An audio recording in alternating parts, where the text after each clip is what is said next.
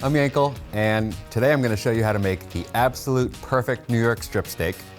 Plus 5 ingredients, and you're going to get a beautiful pan sauce out of it. Now we're doing it from frozen, so let's check out our steak in the freezer. Well, there is a beautiful New York strip. Rock solid. We're going to head over to the sink, and what we're going to do is just defrost the surface of it while we do some of our prep.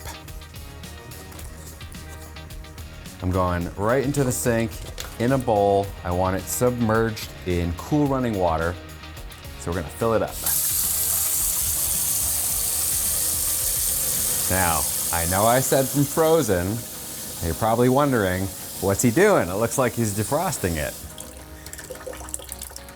All I want is the surface defrosted enough for it to hold some salt and pepper.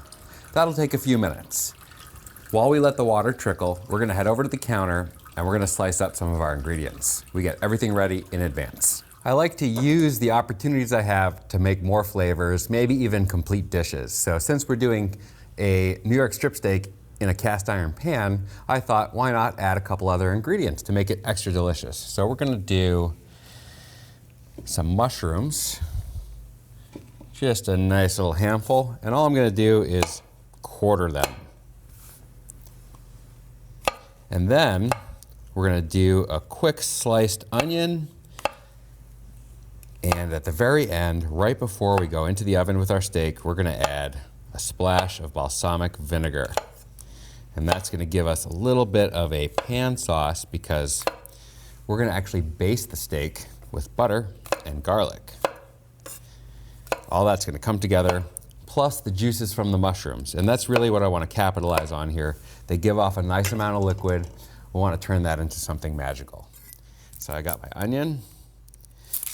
Just gonna take the ends off. And I think we're just gonna go with half an onion for this recipe. I can use the other half for whatever my next project is. Quick tip about slicing onions. Onion has rings that go in a certain direction. I just want thin slices, so I'm gonna let the onion and the shape of the onion do most of the work for me and just cut against those rings.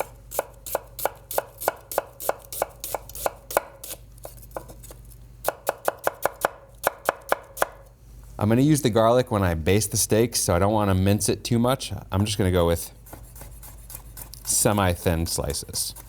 That way it won't burn when it's in that hot pan. Ah, goodness. It's either nostalgia or onions and garlic. It's generally my excuse.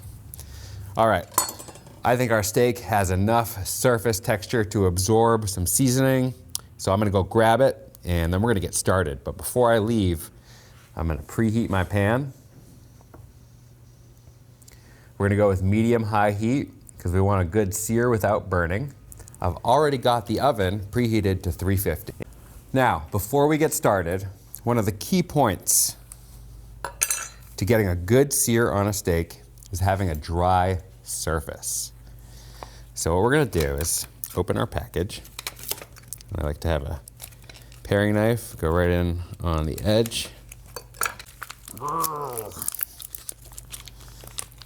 Great. All right, we want to dry every bit of moisture on that surface because any moisture is going to steam, and steam is going to slow down the searing process. So I've got some paper towels ready, and I'm just going to blot all that moisture out. Dry surface.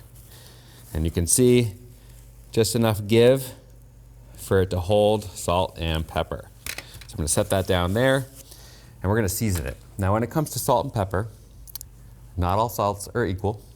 I like to use coarse kosher salt. That gives me a nice texture to work with. And kosher salt really melts beautifully on the meat as it cooks.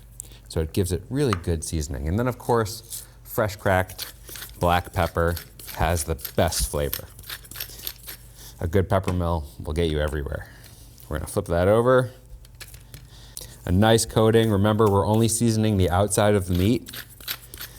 So we want to make sure it has a nice even cover. That way every bite is flavorful. All right, our pan is hot. We're gonna go into the pan with some high temperature oil. And I've got avocado oil here. It can cook at very high temperatures without smoking, and it's refined. And what that means is that it has most of the impurities taken out of it. If you're using a extra virgin olive oil, you risk the impurities scorching and you get that burnt flavor. So a good high temp oil will go a long way. Lots of alternatives out there: coconut oil, peanut oil, some of the sunflower, safflower, and canola oils work well. Up to you. As soon as we have a little smoke, which we should have almost immediately because the pan has been preheating, oh, that's ready to go. So we're gonna go with our steak right into the pan.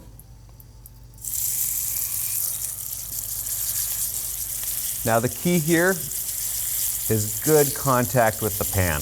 We want every inch of that steak touching the pan, because when we brown steak, when we brown meat, that's where the flavor happens. It's called the Maillard reaction, and we are building flavor compounds. So don't skip the browning step. Good surface contact. I press down a little bit. Now, resist the temptation to move that steak around. The first 2 minutes are crucial for a good sear. Once we move it, we're gonna lose that contact. So we're just gonna let it sit there. 2 minutes, build up that crust.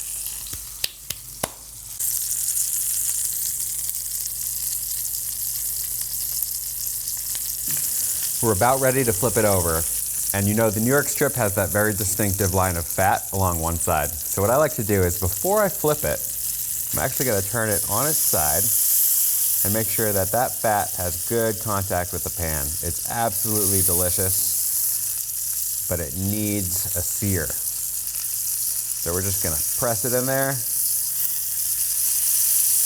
Every inch of it, make sure it has a nice brown crust building, and then we will flip the steak over and sear the other side. And that's kind of what we're looking for, crispy fat. All right, we're gonna flip it over. There you go. We're gonna cook it for about a minute on this side, and then we're gonna add butter and garlic, and we're gonna baste it. And butter and garlic together is a magical combination, but butter has this characteristic of transferring flavor. So we're really gonna let the steak absorb that garlic flavor. And basting it when you're about 3 minutes into cooking is a perfect time for it to absorb all of that garlicky goodness.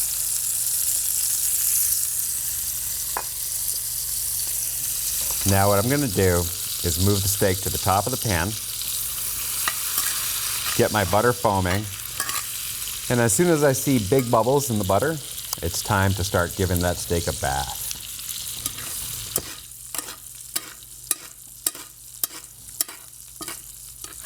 Always give your steak a nice bath. I'm a butter and garlic lover. And so I bathe my steaks in it. Perfect. All right, we're gonna pull the steak out for just a minute, and we're gonna saute our onions and mushrooms before putting our steak back in and putting everything into the oven.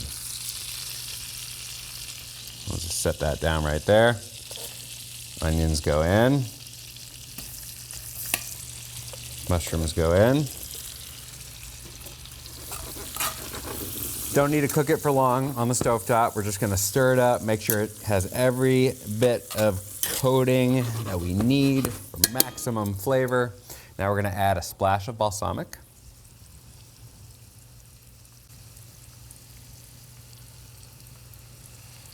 We're gonna put our steak right back on top. We're gonna go into our preheated oven for about 10 minutes. But we're gonna check it in 3 minutes so we know exactly what temperature it is so we can track it better. Remember, grass-fed beef can cook a little bit faster than normal, so pay attention.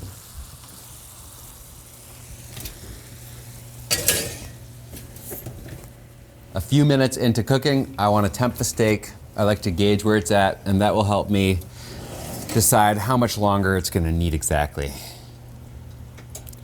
So we're looking at, okay, 90 degrees. To me, that means 5 or 6 more minutes. The temperature tends to rise much more quickly once it passes 100 degrees. I think we're just about there. So we're gonna give it one more temp. That's perfect. We're looking for 115 degrees and rising, under 120, and I'll tell you why. Meat does this thing where it continues to cook, even after you've taken it off the heat. It'll rise at least 5 degrees, and maybe even 10, depending on how hot it is and how much time we let it rest. So it's gonna finish cooking, and I'm gonna move it to the cutting board so it doesn't have any more heat hitting it. We're gonna leave it there 8 minutes. In that time, it will rise at least 5 degrees, so it's in fact getting hotter, not colder. If we wanna keep the surface hot as well, we'll loosely tent it with foil, just so it can breathe a little bit. In the meantime, we can reduce a little bit of that liquid for our sauce. It's gonna cook down real fast. It's gonna be absolutely delicious. All those flavors come together. The mushrooms just give off all the liquid we needed for a sauce. The butter, the balsamic, the onions also give off a lot of moisture. So all together, we're just taking all of that liquid and turning it into something absolutely magical.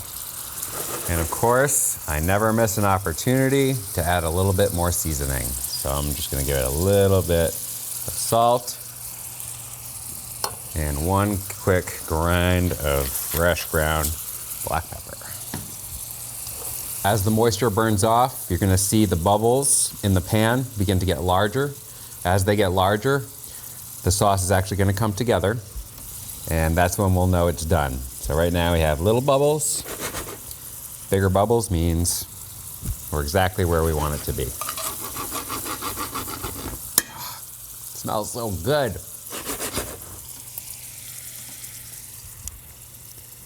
Beautiful.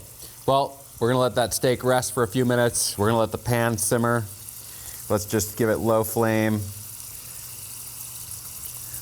All right, our steak has rested, hopefully long enough. We're gonna slice into it. Now, when it comes to New York strip, there are 2 things to take into consideration. One is that beautiful strip of fat, which I love to eat, but I'm gonna take off in order to slice. So we're just gonna slice that strip of fat right off and set it aside. Gorgeous, and you can already see that steak is perfectly cooked. Now, we're gonna slice it right down the middle, like so. And then we're gonna slice it against the grain because it's gonna be crazy tender when we do that. It's already a super tender steak. Slicing against the grain makes it even more tender. Oh yeah, man, it doesn't get any better than that. From frozen, perfect medium rare, super juicy. God, that is good stuff. Well, it looks like it rested the perfect amount of time. You can always tell by how much moisture is left on the board. Not much in this case, which means every bite we get is gonna be crazy juicy. So I'm gonna put that right onto my plate, and then we're gonna top it off with our mushrooms, onions, and balsamic. And now we have these beautiful roasted mushrooms and onions, packed with flavor. Absolutely gorgeous. We're gonna go right on top. It doesn't take time. Generally uses ingredients you have sitting around the house. You put it all into a pan together, sear it, baste it, throw it in the oven, rest it, eat it. That's the whole process. It's so easy. I'm Yankel. Go cook something from frozen.